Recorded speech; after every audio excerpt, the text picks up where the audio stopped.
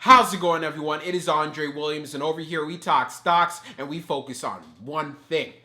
Always protect your profits. And before we get started, I want to let you guys know about the private group. Whether you're an investor or you're a trader and you're looking to build wealth inside the stock market, then this group is for you. If you are interested, you can find the link down inside the description. We'll be happy to have you a part of the family. So today we're going to be talking about Exela. Exela.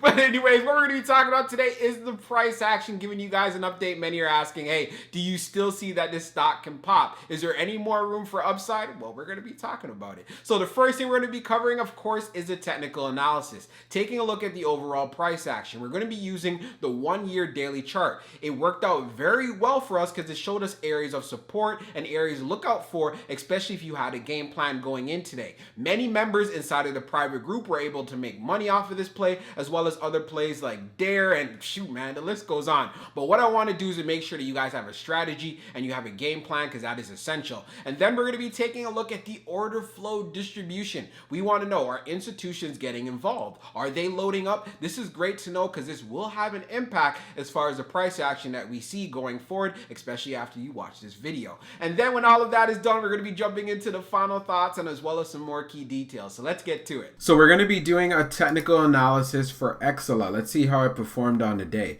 So it ended up closing at $2.80, being down 14.89%.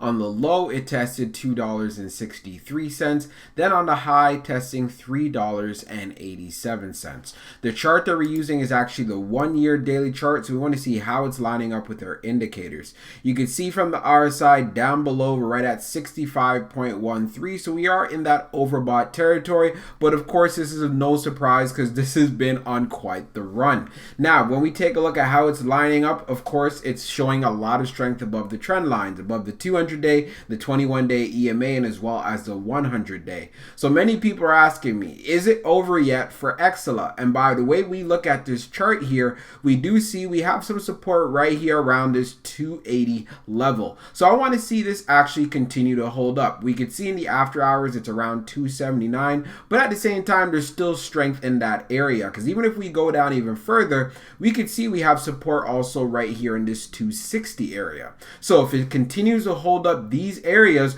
going into tomorrow, then we can look forward to seeing that pop like we saw today when it got to $3.87. So taking this into consideration, one thing I want you guys to also take a look at the fact is when we talked about yesterday was this 350 level. If it was able to show some strength above 350, then we can look forward to seeing a pop, and that's exactly what we got today. And this is why I emphasize it's great to have a good idea of what the charts look like, and by looking at the 1 year we get a good picture of seeing what the potential looks like. So if it's able to get back in that 380 area, then most definitely I can look forward to us making a move, getting right here to around $4. This $4 level will definitely be a psychological area, but I'm looking forward to it. If there's a lot of buying pressure and even more volume, then we could easily get past this, and then it's off to the races from there. And that's one thing I want you guys to stay updated on. Play off those support areas and then wait for that opportunity when it spikes. Now let's take a look at the order flow distribution for XELA.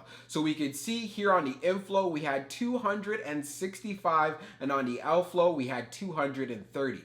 We had 77 on the large, 147 on the medium, and then 40 on the small. On the large, we had 71. On the medium, we had 124. And on the small, we had 35. So inflows beat out outflows. When we take a look at the large scale orders in the last 5 days, since we've been covering it on this channel, we're just going to look at the one for today. And this is in the millions, being at 6. So 6 million. So what does this tell us right away? Institutions are getting involved in the action. So why is this great to know? We want to see continued price strength. If we see continued price strength and institutions are continuing to load up, this provides opportunities. Yes, this has been going on for quite some time, but to answer that question that many people are asking, is XELA done? Not yet. So now let's jump into the final thoughts. So for my final thoughts for XELA, if you're going to be inside this play, you want to have a strategy. When I went on Fintel, I saw as far as for the short interest is concerned, this play still has short squeeze potential because it is well above 21%. I also took a look at the short borrow free, and that was around 50%.